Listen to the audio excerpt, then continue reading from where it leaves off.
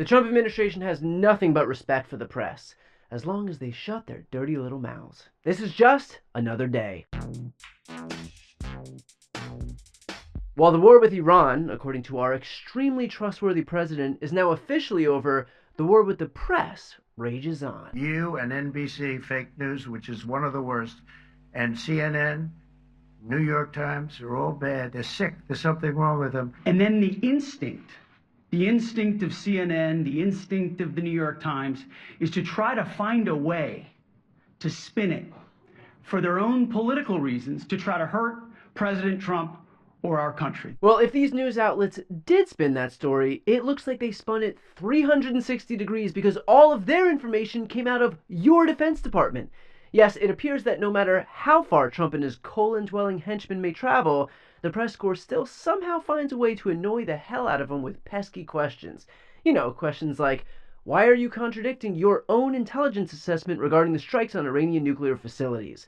Trump and his administration are working around the clock to stamp out any mention of a leaked Pentagon report that says that the strike on Iran merely delayed their nuclear ambitions by months, rather than Trump's assertion that, like his gastrointestinal system, it was totally obliterated. Now, maybe it's just me, but I think the best way to get an accurate assessment out of what happened is to inspect the evidence. Unfortunately, not everyone sees it that way. All of the evidence of what was just bombed by 12 30,000-pound bombs is buried under a mountain, devastated and obliterated. So if you want to make an assessment of what happened at Fordo, you better get a big shovel.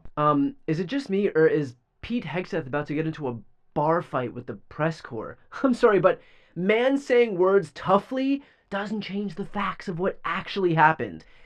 It is alarming how much this administration vehemently wants everyone to simply shut the hell up and praise their leader for finally bringing peace to the Middle East. Mostly because shutting down anybody who dares question the facts as presented is incredibly dangerous. When the executive branch of the United States sees the quest for truth as its enemy and pushes a narrative based on lies, they create a fake reality and lull anybody who actually does believe their narrative into a false sense of confidence. True confidence would be willingness to know exactly how much uranium Iran still has and telling the American people about it. Instead of pretending that you and your boys totes crushed it and we've got nothing to worry about, bros. But apparently, not only are questions about the validity of our military strike being deemed offensive and unpatriotic, they're also hurting people's feelings. Did you know, I got a call from Missouri, great state, that I won 3 times by a lot. And I got a call that the pilots and the people on the plane were devastated because they were trying to minimize the attack. They were so devastated when they heard this news. And you know what they said? One of them, I spoke to one of them, he said, "Sir, we hit the site. It was perfect. It was dead on." Because they don't understand fake news. Ah, yes, a Sir story that definitely happened. So, you're telling us that the very real pilots who called you, who have trained for years to fly billion-dollar stealth aircrafts across the globe, and are skilled enough to drop multiple 30,000-pound warheads on the targets buried 250 feet under a mountain, are not equipped to handle some bad press and needed to call you to complain about it? Got it. The level of vitriol coming out of the White House right now is not surprising at all, because trying to quash dissent is pretty much a go-to move for autocratic regimes, as is million-dollar military parades and outfitting your office in gold. It's kind of like being surprised when there's a dead body in the first 5 minutes of The White Lotus. Kind of their thing.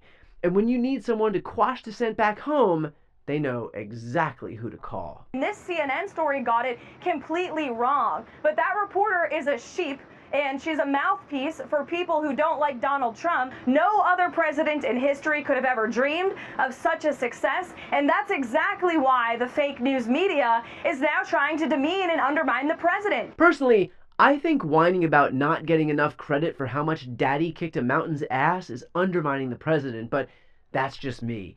And shutting down access to facts and information is not simply being done through hostile press conferences or appearances on Fox News. It is systematically being done by this administration every step of the way. And at the forefront of this fact-killing mission is one of Donald Trump's most loyal soldiers, Carrie Lake. Kari Lake is a former broadcaster from Arizona and a fellow election denier, so that made her the perfect candidate to oversee the U.S. Agency for Global Media, an independent federal agency overseeing media networks that provide unbiased news in countries where the press is restricted. And today, as she testified in front of the House Oversight Committee, she showed us that she is well versed in all the countries. Do you happen to know, Miss Lake? I come from the land of William Saroyan, and I assume you know what language the Armenian people of Armenia speak. I've actually heard it. It's a beautiful language. I can't name it. Can you please tell me? Yeah, it's Armenia. Trick question. If she thought that was a trick question, she would have hated his follow-up. What are those guys who fight fires called? I feel like a better trick question for Kari Lake would be, what body of water pretends to be deep but is really incredibly shallow? That would be Kari Lake.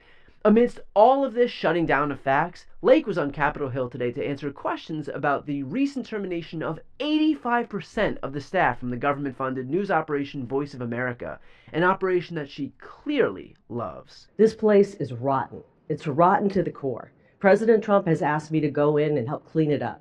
And he's also issued an executive order to reduce this agency down to its mandate, to what is mandated, statutorily required. That's exactly what I'm doing. I don't care if they attack me. We're going to make it right for the American taxpayers. And how will we know if it's made right if there's no journalist left to report it? I guess we'll just take their word for it. I have to say, it is mildly amusing that for an administration that despises communist regimes and their state-run TV operations, they're doing a pretty bang-up job of creating their own. The American public are smarter than this, and they should know the truth. President Trump completely and totally obliterated the capability of Iran to produce a nuclear weapon, and the world is safer today because of his historic efforts. The only thing missing from that clip of Caroline Leavitt is the North Korean pink kimono. This administration is desperately trying to put their boot on the neck of anybody who dares question the validity of what they say and label them as a treasonous hater of our military and our nation's freedom as a whole. But guess what? Multiple things can be true. The soldiers who courageously flew B-2 bombers under the cover of night can be heroes, and also Donald Trump and his entire administration can be making a concerted effort to willfully ignore intelligence reports from their own Department of Defense and silence any media outlets that dare question the inconsistencies in their statements. Again, multiple things can be true. Kind of like how you can appreciate those who've engaged in public service and also recognize that some of them are a huge disservice to the public. One thing does not negate the other. Despite what Donald Trump may believe, the silencing of information and repeatedly bragging about how right you are about everything does not make you look strong. It makes you look weak and insecure, and frankly, not smart, which seems crazy considering... I took 2 cognitive tests, and I aced them both. I wanted to be a little different than Biden. I took a cognitive test, and I don't know what to tell you other than I got every answer right. And by the way, I took my cognitive exam as part of my physical exam, and I got the highest mark, and one of the doctors said, "Sir, I've never seen anybody get that kind of, that was the highest mark." Exactly. Smart people do not spike the football after their cognitive test. You know why? Because it's stupid. Almost as stupid as bragging about how much they totally, completely, and supremely obliterated Iran's nuclear program. For being so damn smart, it is shocking how little Donald Trump has learned from recent American history.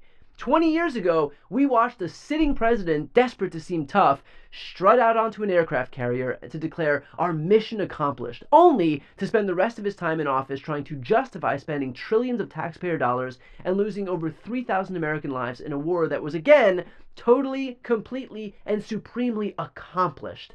So Trump can bash all the intelligence reports he wants, brag about how as many cognitive tests as he like, and throw as many million-dollar military parades as he sees fit. But if his goal is for the world to see him as the embarrassingly weak president that he really is, well, mission accomplished.